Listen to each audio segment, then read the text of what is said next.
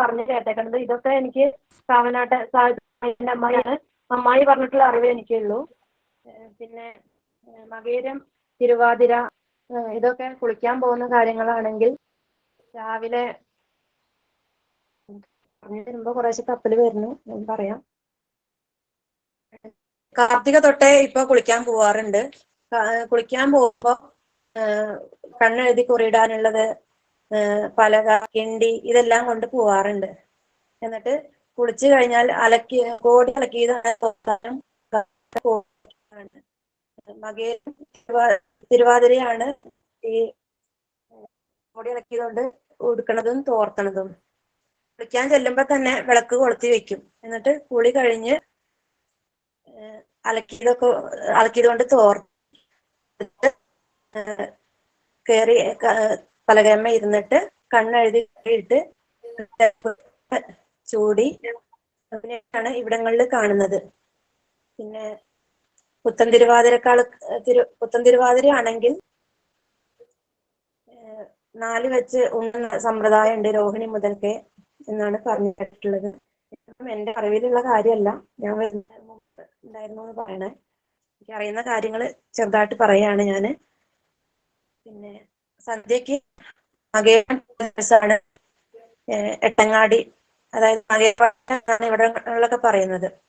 ഇവിടെ നേരത്തേക്ക് പഴം നുറുക്കിയിട്ട് ശർക്കര, പിന്നെ കായ വട്ടത്തിലും 4 ആക്കിയും വറുത്തത്, കായയും ചെറുകിഴങ്ങും ഇതൊക്കെയാണ് ഇവിടങ്ങളിൽ പതിവ്.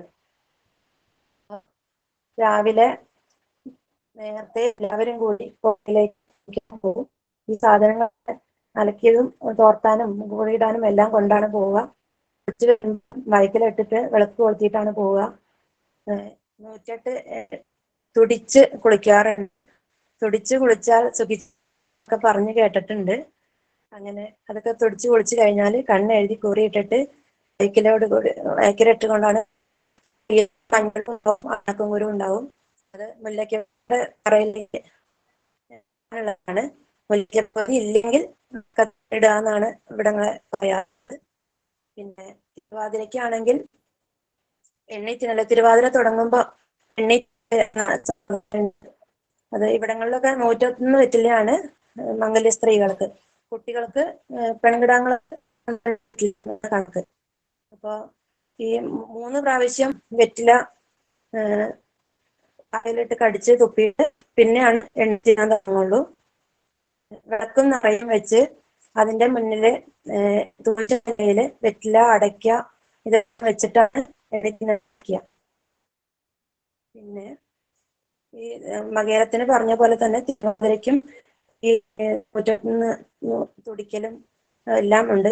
കോടി ഇളക്കിയത് കൊണ്ട് തോർത്തല്, ഇളക്കിയത് കൊടുക്കല്. 4 കൊണ്ട് കൂടിയതാണ് തിരുവാതിരയ്ക്ക് കൊടുക്കുക. മകേരത്തിനൊക്കെ 2 കൊണ്ട് കൂടിയതേ കൊടുക്കാറുള്ളൂ. കുട്ടികൾക്ക് 2 കൊണ്ട് കൂടിയതാണ് ഉടുപ്പിക്കാറ്. നെടുമംഗല്യ സ്ത്രീകൾക്ക് മാത്രം 4 കൂടി മുണ്ടാണ് കൊടുക്കാറ്. പിന്നെ തിരുവാതിരയുടെ നോലമ്പ്, തിരുവാതിരയ്ക്കും മകേരത്തിനും ഇവിടങ്ങളിൽ നോലമ്പാണ്. ഈ മകേരം തിരുവാതിരയും നോൽക്കണം എന്നാണ് പറയാ. പിന്നെ ഈ 4 കൂടി മുണ്ട് കൊടുത്തു കഴിഞ്ഞാൽ ഇവിടങ്ങളിലല്ല, ഇരിഞ്ഞാലക്കുട ഗ്രാമത്തിലൊക്കെ അങ്ങനെ. പെണ്ണായി ജനിച്ച ചോറ് കൊടുത്താല് നോൽമ്പ് തുടങ്ങും.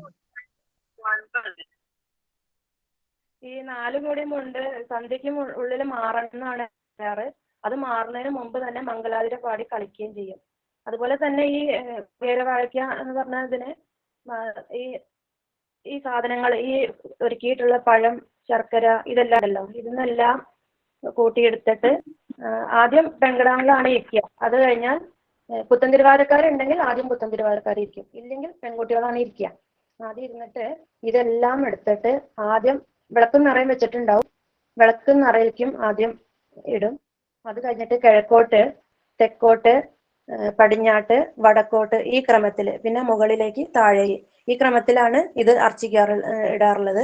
അപ്പൊ ഇതൊക്കെ ഇങ്ങനെ ഇടുമ്പോ ചുറ്റും കുട്ടികളിങ്ങനെ, ആൺകുട്ടികളൊക്കെ ഇങ്ങനെ കൈ ഇത് കിട്ടാൻ വേണ്ടി ഇങ്ങനെ പിന്നിലൊക്കെ കൈ കാണിച്ചിരിക്കുന്ന ഒരു സമ്പ്രദായം ഉണ്ടാവാറുണ്ട്.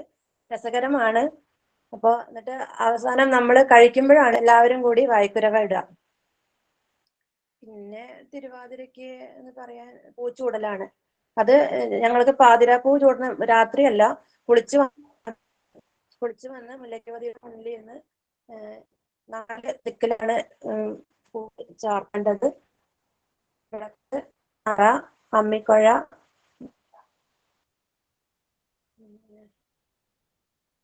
മുല്ലയ്ക്ക ഭഗവതി, അമ്മിക്കൊഴ. മുല്ലയ്ക്ക ഭഗവതി, അങ്ങനെ 4 ദിക്കിലാണ് ചാർത്താറുള്ളത്. അത് കഴിഞ്ഞ് നമ്മള് നമഃശിവായ ജപിച്ച് നമ്മളും ചൂടും. അങ്ങനെയാണ്. പിന്നെ കുളത്തുനിന്ന് പുഴന്ന് പോരുന്നതിന് മുമ്പായിട്ട് നമ്മള് കുളിയും കുടിക്കലും എല്ലാം കഴിഞ്ഞ് ഛന്ദസ് തൊട്ട് നമഃശിവായ ജപിക്കാറുണ്ട്. തൊട്ട് 101 നമഃശിവായ ജപിക്കാറുണ്ട്. അത് എന്നും വേണ്ടതാണ്. എന്തായാലും ഈ പൂച്ചയാണെങ്കിലും ഈ പഞ്ചാക്ഷരം ജപിച്ചുകൊണ്ട് തന്നെയാണ് നമ്മൾ പൂ ചൂടാറുള്ളത്. ഇത്രയൊക്കെ തന്നെയാണ് എനിക്കും തിരുവാതിരയ്ക്ക് പറയാനുള്ളത്. പിന്നെ ഇവിടെയൊക്കെ ഈ ദശപുഷ്പം വെക്കണ കൂട്ടത്തിൽ തന്നെ കൊന്നയുടെ ഇലയും എരിക്കിൻ്റെ ഇലയും കൂടി വെക്കാറുണ്ട്.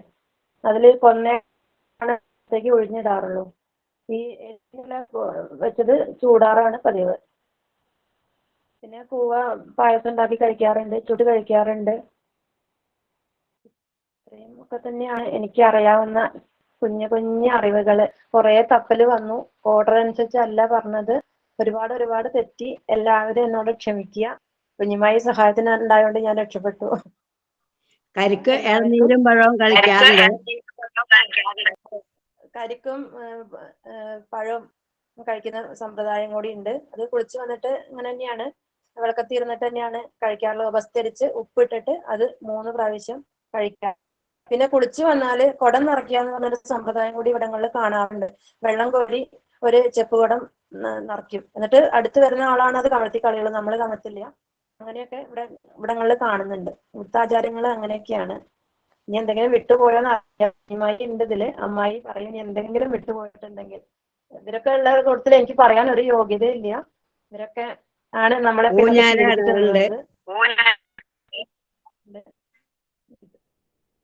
വിട്ടുപോയില്ല എന്നുള്ളൊരു വിശ്വാസത്തിലാണ്. എന്തെങ്കിലും ഉണ്ടെങ്കിൽ അമ്മായി പറയും.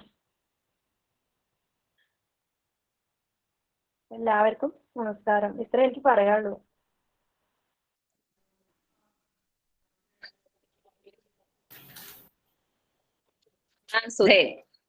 നന്നായി എന്നെ പറഞ്ഞു. ഇങ്ങനെയൊക്കെ ഒരു വേദി കിട്ടുമ്പോഴല്ലേ നമുക്ക് അങ്ങനെ ഒരു 3-4 പ്രാവശ്യം ചെയ്യുമ്പോഴാണ് നമ്മളത് ഭംഗിയായിട്ട് ഇതാവുക കേട്ടോ. അത്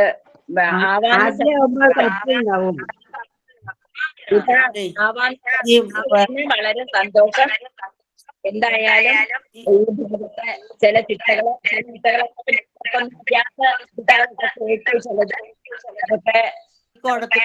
പറഞ്ഞില്ലേ, അത് അതിന്റെ സങ്കല്പം കൂടി ഒന്ന് പറയൂ. കുടത്തിൽ വെള്ളം നിറയ്ക്കുക. അതെ, കുളിച്ചു വന്ന ഈ മഞ്ഞള് ഉണക്കങ്കൂര് ഭഗവതിയുടെ അവിടെ ഇടും. പിന്നെ വെള്ളം ചെപ്പ് കുടത്തില് എല്ലാവരും വെള്ളം കോരണമെന്ന് നിർബന്ധമാണ്. കുടം നിറയ്ക്കുക. ആ, അത് നമ്മള് ഒഴിക്കാറില്ല, വേറൊരാളാണ് ഒഴിക്കുക.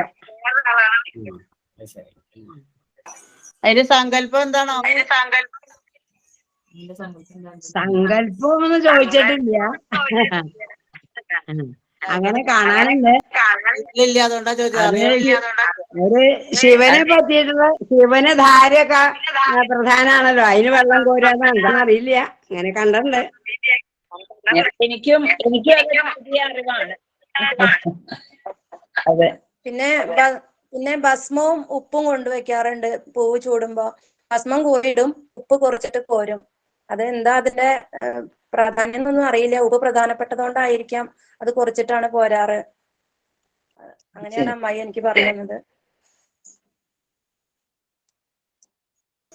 ഇവിടങ്ങളിൽ ഇല്ലാത്തൊരു ചടങ്ങ് മനസ്സിലാക്കാലോ. അതെ അതെ. അപ്പൊ ഭംഗിയായിട്ട് പറഞ്ഞു ഒരുപാട് സന്തോഷം, നന്ദി. അടുത്തതായി നമുക്ക്